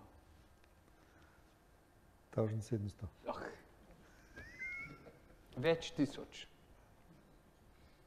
Mislim, kako naj bi jaz zapisal več tisoč telefonskih številk, če bi jih pisal v blokac, ne?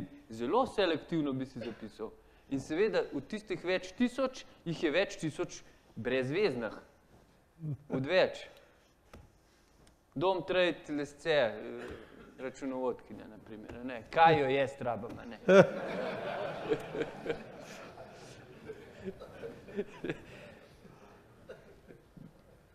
In je letos je vid, se pravi 14-letnik, 9. razred, zdaj se je vpisal v srednjo šolo, čaka na izid, da bo sprejet ali ne, je dobil prvi od naših otrok telefon. Bal sem se, ker vem, da je izjemno dovzeten za to, ampak in dobil telefon, ne takle pameten, ki ima številne aplikacije, ampak en star, pa vseeno ima že možnost priklopa na internet, na wireless recimo. Bal sem se tega, ker je res, že čeprav on ni jamral, ampak je nekako učiteljica to tako rekla, da je tarča posmeha, ker nima telefona. A ne? Dobro smo mu ga dali res čisto iz praktičnih razlogov, zato ker določene stvari res se moramo kje kdaj ujeti, pa da lažje sporoči, kdaj se ujamemo. A ne? Čisto zaradi organizacije, ok, podležimo temu, a ne? Čeprav jaz še zmeraj trdim, da ni nujno, da se lahko zmenimo v petek popolne na avtobusem postaj, je pač v petek popolne na avtobusem postaj, ni treba reči, a poj drži v petek popolne na avtobusem postaj. A ne, tako funkcioniramo. No, ampak bal sem se to, on je zdaj dobil telefon in telefoniral je do zdaj 10-krat, je pa ure in ure. Sicer mu zelo počas dela, morebiti zaradi tega še več časa, ker čaka, da mu naloži pa tako naprej, ampak to je to. On je zdaj čist zasvojen s tem in ne vem, kaj narediti. A mu ga kar vzeti nazaj, ako ga. Ampak seveda po drugi strani se pa mora naučiti, ker živimo s tem. Ne? Ampak vam nimam resnega odgovora, ne vem, razen, ker 14-letniku pa zdaj na silo že nekaj ne boš več dosegel. Ne? Z razumom tega, kot ga imamo mi, mislim, njegov razum je drugačen, kot ga imamo mi trenutno, tako da malo je pa treba Bogu prepustiti. Bravo. In to, ja, bravo.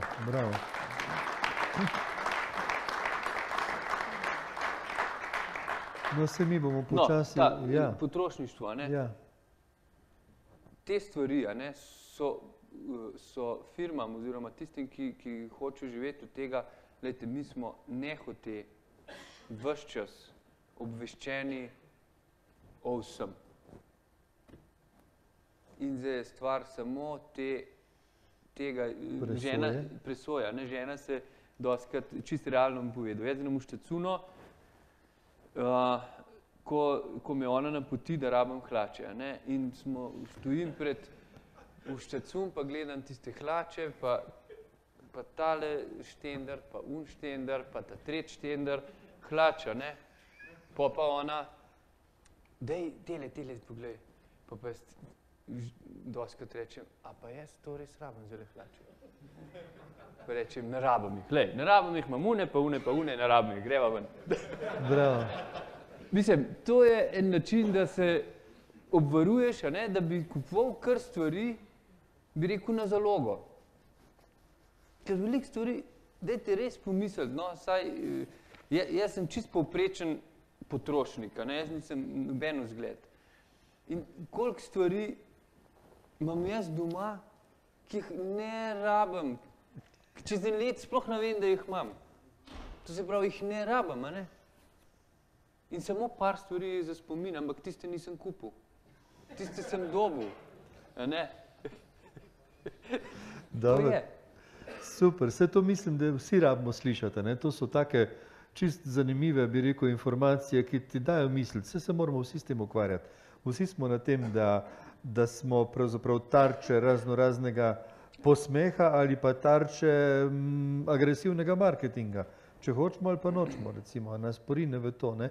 Jaz bi zdaj zaključil samo še s eno mislijo, mogoče bi pa par besed o pasivni hiši še povedal. Ja, to je ena taka zanimiva stvar. Ja, mi dva z ženo sva leta 2006 smo se vselili v hišo. Živeli smo, jaz sem Gorenjca, ne, se to ste dojeli, jaz sem z Lesec. To se vidi, ja. Jaz sem z Lesec, iz Lesc, po leščansko iz Lesec, po slovensko iz Lesc. In vsej kakšni poznate, ne, našo deželo. Mi imamo pogled na Julice, ne, takole, cele Julice proti zahodu, proti jugu je Pokluka, Jelovca, proti severu Karavanke, ne. In na vzhod, če se malo pospneš, Ljubljanska kotlina.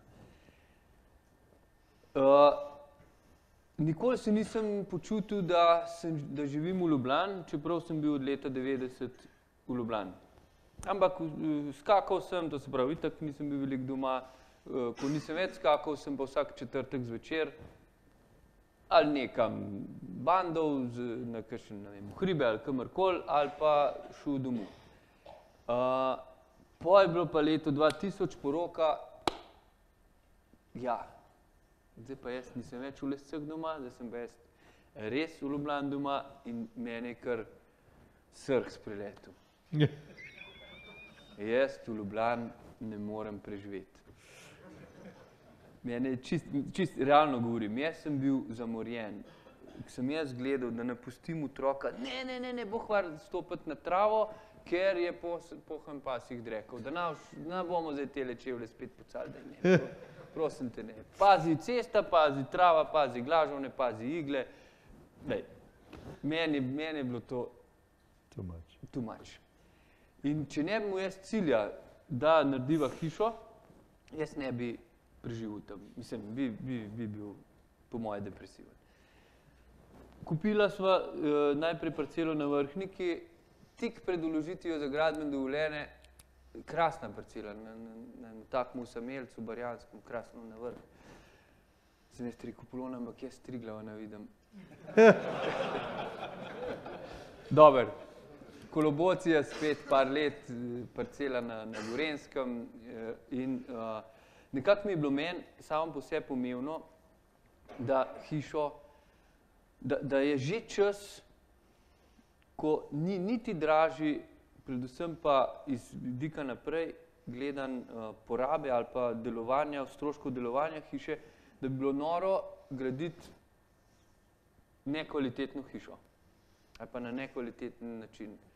Tako je bilo potlej pač raziskovanje, takrat je bilo, danes je to skoraj nepredstavljivo verjetno, ampak takrat je bilo dobiti težko materiale, pa materiale mora biti še izvajalce.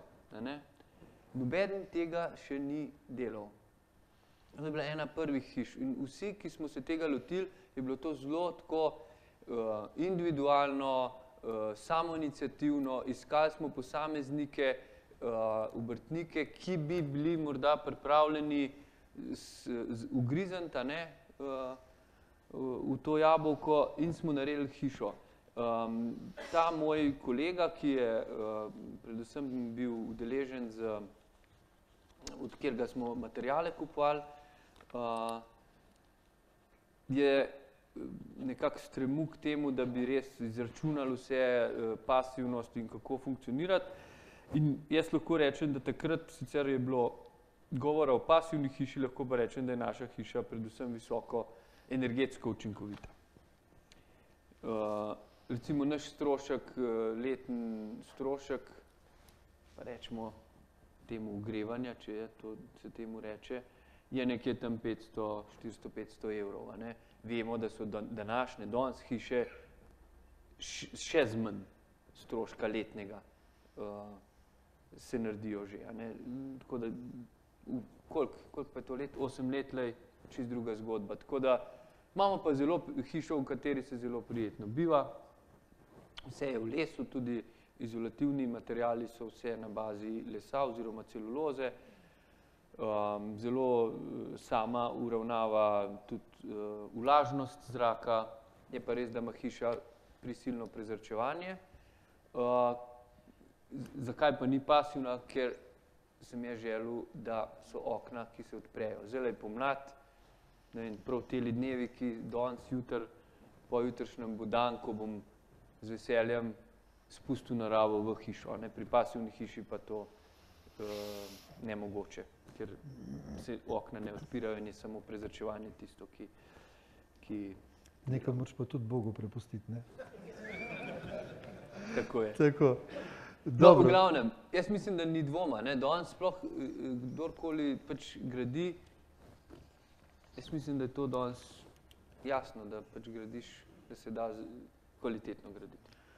Ja, jaz bi rekel, da sem veliko slišal, veliko slišal. Predvsem so mi dragocene misli, ko se jih izrekel, da v bistvu je treba se z izzivom, ko ti pride, se srečati in spopasti, ne pa pred njim bežati, naprimer, to so zanimive misli. In mi smo pred mnogimi izzivi, tudi kot narod smo trenutno pred mnogimi in velikimi izzivi, se mi zdi, a ne? In tudi tu je potrebno pravzaprav neko moško besedo in zastaviti, bi se reklo, eno pokončnost, eno vztrajnost, eno pripravljenost tudi na odpovedovanje, na žrtve, tudi na to, da te kdo klofne, so what, a ne, bi rekel naš predsednik. Naprimer, so stvari, ki jih zdaj beremo pa slišimo, baje v Belgiji že 18% bolnikov evtanazirajo, to je huda reč, kaj nas to čaka, recimo kakšen bo to izziv za nas v prihodnje, potem recimo izziv s tem recimo spreminjanjem oziroma redefinicijo družine je res en velik izziv in bo tudi treba tu eno veliko pokončnost z naše strani. Feminizacija, pravijo, pohablja fante, a ne, tudi to je ena tudi to je ena taka huda stvar, ki nas res recimo nekje, bi rekel, hromi, a ne, in na nek način potiska v tja, kjer ne bi radi bili, ne. Ja, zelo se strinjam in saj vsi čutimo to. Sem prepričan, da vsi tudi tisti, ki so manj občutljivi, čutijo te spremembe. In predvsem jaz mislim, dec mora biti dec, nikaj. Amen. Ampak kaj pa pomeni biti dec, a ne?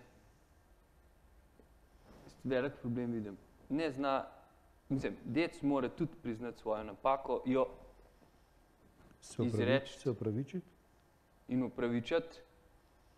In dec mora stati, ko je nekje pride do meja, tam obstati. Feminizacija, ta proces pač je tu in žal vsaka generacija je bolj pomehkužena. Ne me narobe razumeti, lepo prosim, ampak marsikdo od vas je bil vojska, ne? Jaz mislim, da manjka en let vojske. Bravo, se strinjamo.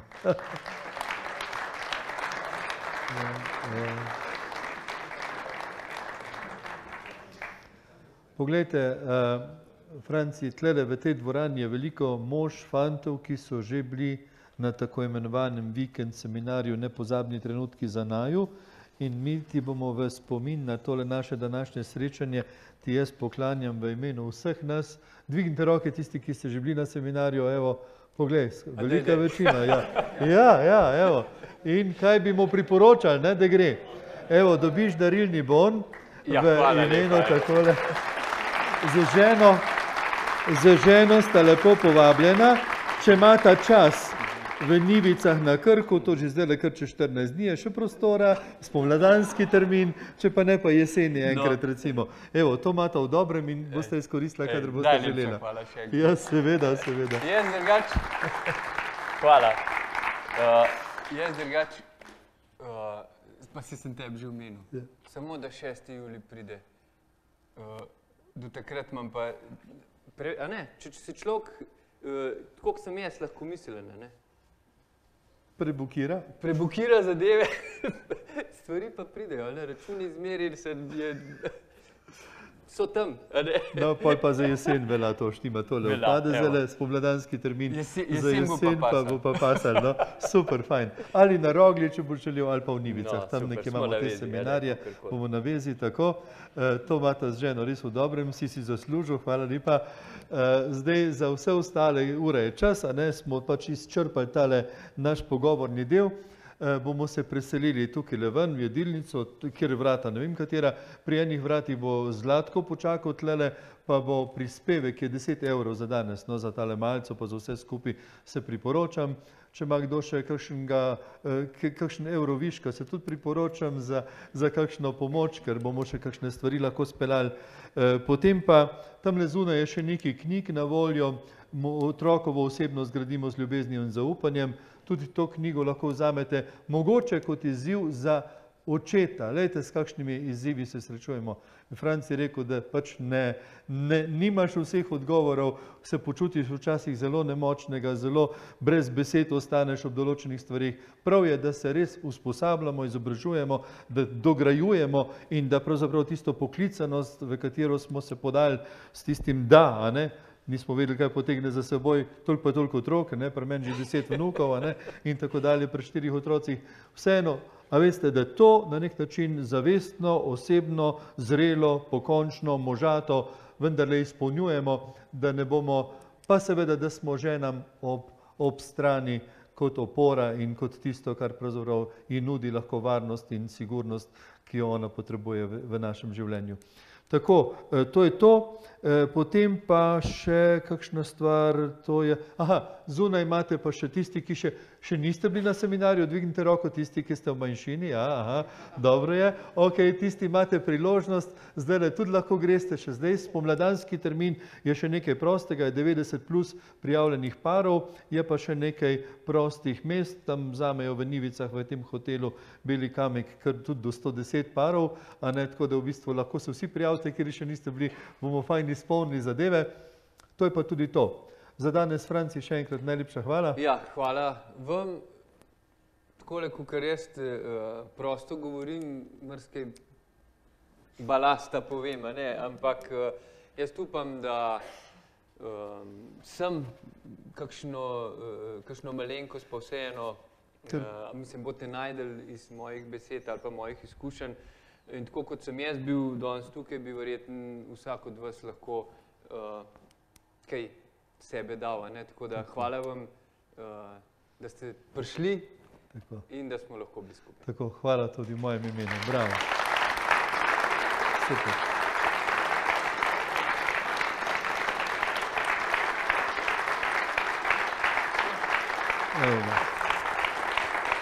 Pejmo jesti. Gremo jesti, ne? Ajde, dobro je. Zlatko pa Benjamin pa k vratom, če se lahko prosim za tole, za pobrat en konc. Pri teh dveh vratih pejte ven, na tej strani pa na oni strani se priporočam. Hvala lepa, ok.